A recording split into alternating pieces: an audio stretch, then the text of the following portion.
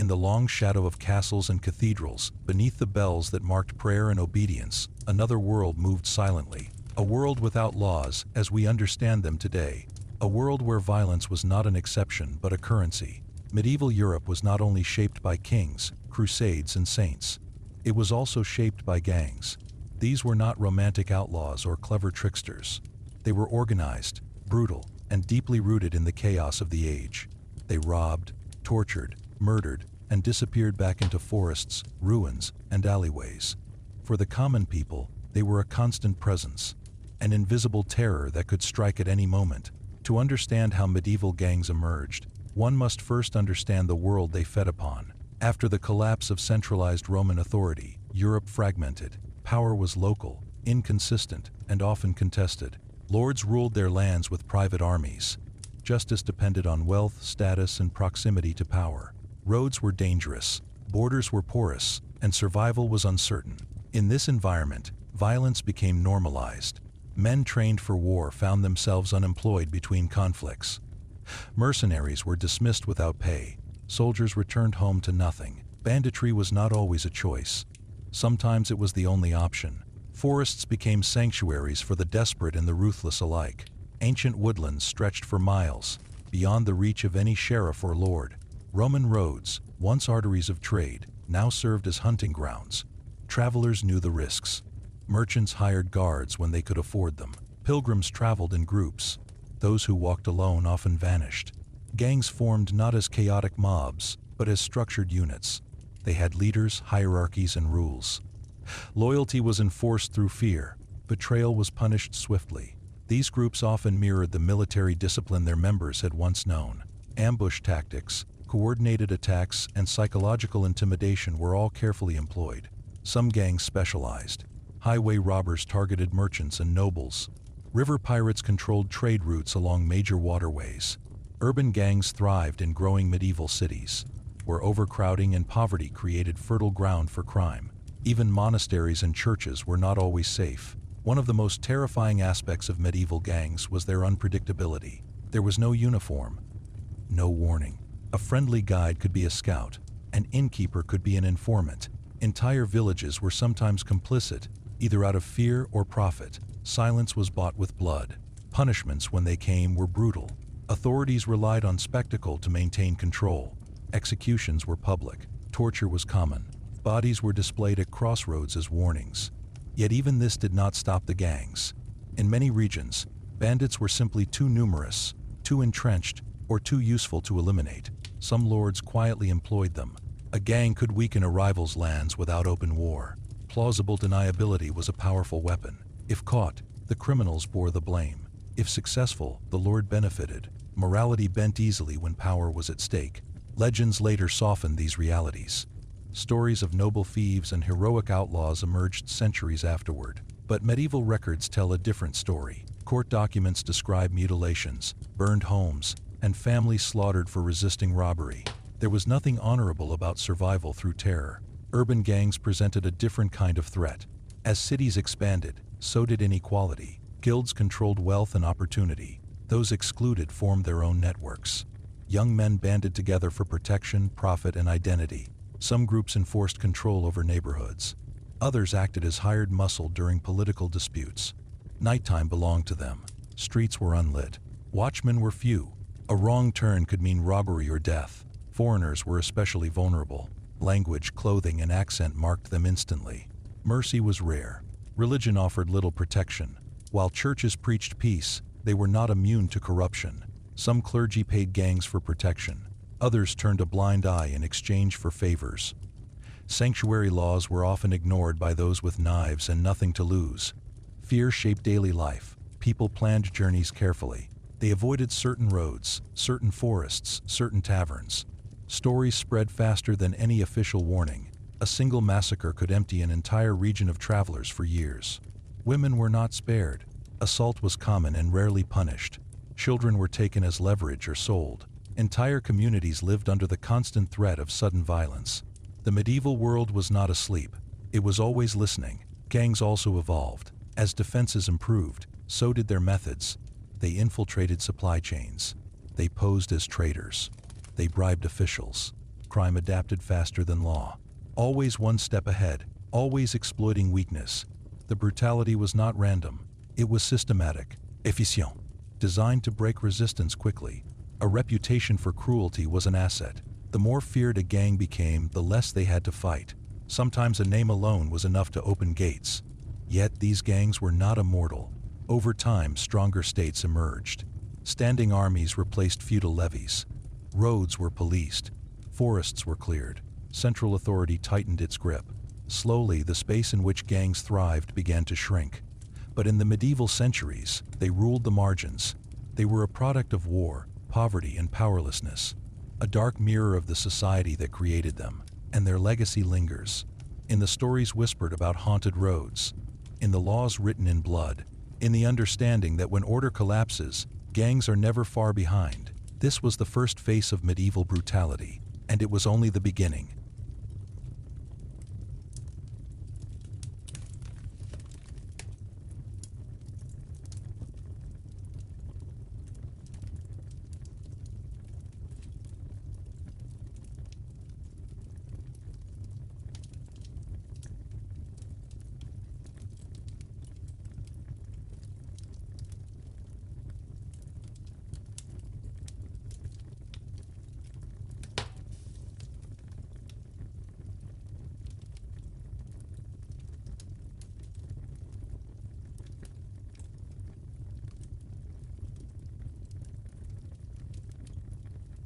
As the centuries passed, medieval gangs grew more confident, more daring, and more deeply woven into everyday life. They were no longer just shadows on the road.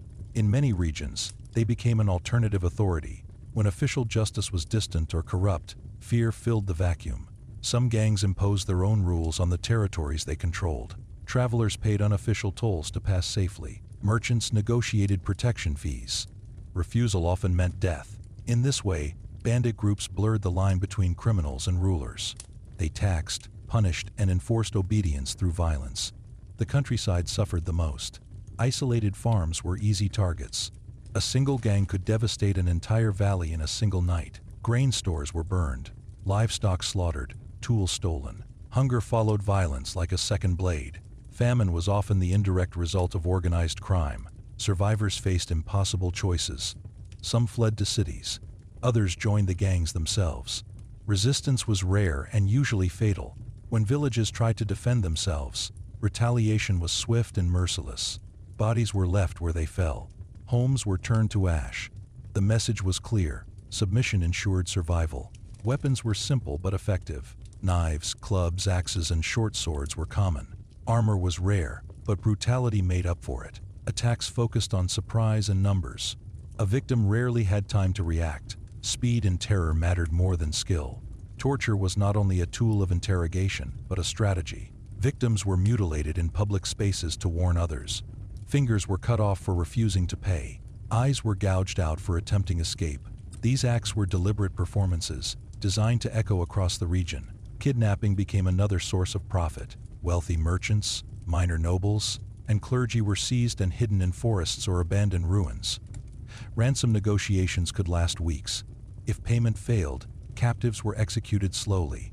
Sometimes pieces of their bodies were sent as reminders. River gangs were among the most powerful. Europe's rivers were lifelines of trade. Whoever controlled them controlled wealth. Armed boats ambushed cargo vessels. Chains were stretched across narrow passages to halt traffic. Entire flotillas disappeared without explanation.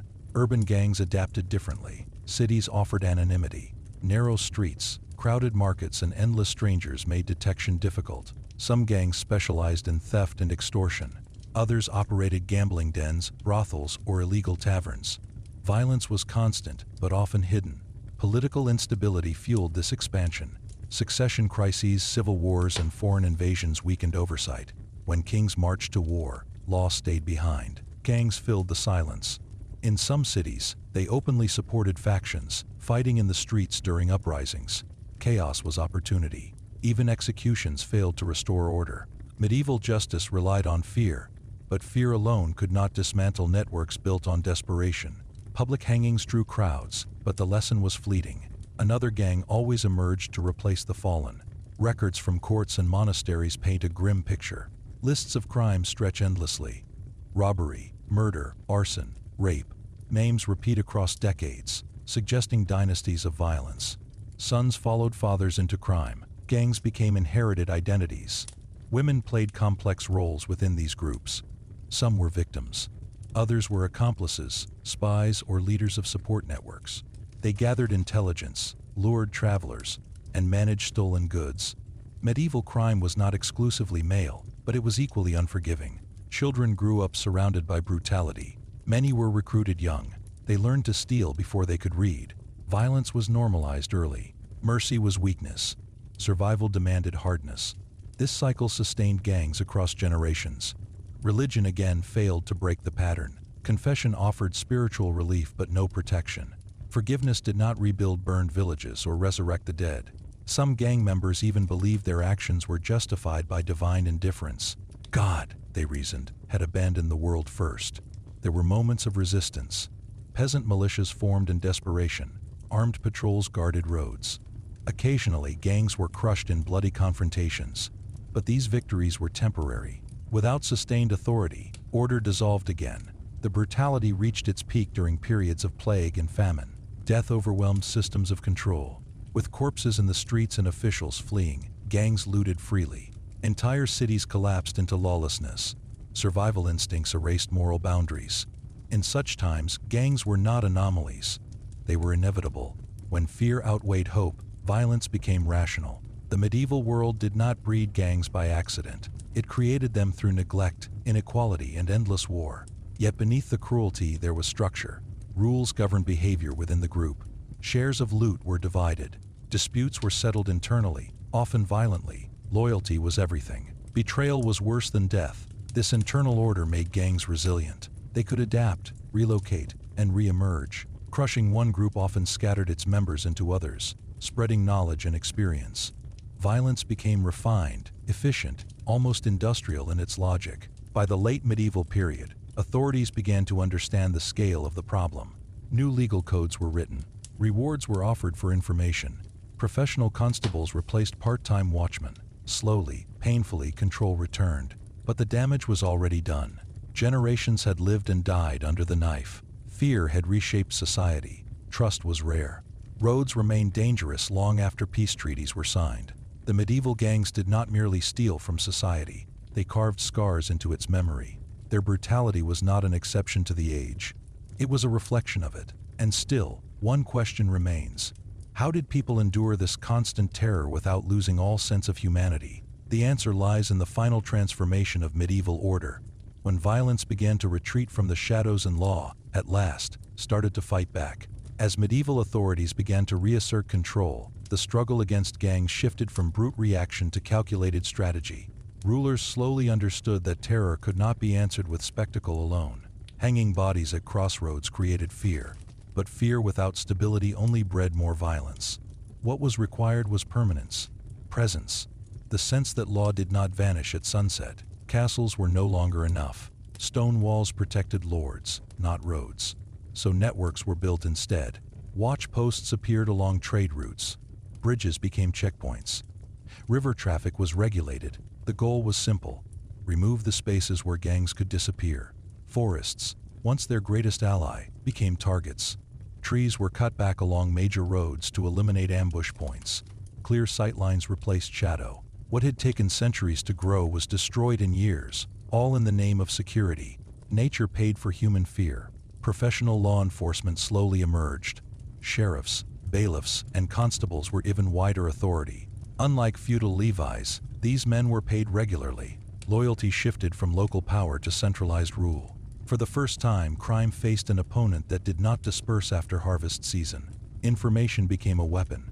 Rewards were offered for betrayal. Informants were protected. Gangs that once relied on secrecy now faced internal collapse. Paranoia spread. Trust weakened. Knives turned inward. Legal systems evolved as well. Written records replaced oral judgment. Crimes were documented. Patterns observed. Repeat offenders were identified. Punishment became more systematic, less theatrical, though no less severe. Justice moved from the crowd to the court. Cities installed curfews. Gates were locked at night. Street lighting, primitive but symbolic, pushed darkness back. neighborhood watches formed. While corruption remained, anonymity shrank. The urban maze became harder to hide within. Economic changes also played a role. Trade expanded, guilds stabilized labor. For some, legitimate work became more profitable than crime. War did not vanish, but its rhythms changed. Standing armies absorbed men who might once have turned to banditry. Religion adapted too. Preachers spoke less of divine punishment and more of social order. Charity expanded, not from compassion alone, but from fear of unrest. Feeding the poor was cheaper than fighting them. Gradually, gangs lost their dominance. Not everywhere, not completely, but enough that the balance shifted. Violence retreated from the open road into the margins once more. Crime became quieter, less spectacular, more individual. Yet the scars remained. Medieval law was built atop centuries of bloodshed. Many modern concepts of policing, punishment, and surveillance were born from this era's failure. The idea that safety requires constant vigilance did not come from peace. It came from chaos. The medieval world never truly defeated gangs. It learned to contain them, to manage violence rather than erase it. This lesson echoes forward through history, repeating whenever authority weakens and fear returns. The image of the medieval outlaw was later reshaped by storytellers. Brutality softened into rebellion. Murder became mischief. Reality was buried beneath legend. But those who lived through it knew the truth. For them, gangs were not symbols. They were footsteps in the dark. A hand on the door at night. A scream that ended too quickly. This was medieval brutality. Organized, enduring, rational in its cruelty, and entirely human. When order collapses, violence organizes itself. It always has. And it always will. The Middle Ages were not asleep. They were wide awake, listening for danger. And so were the gangs.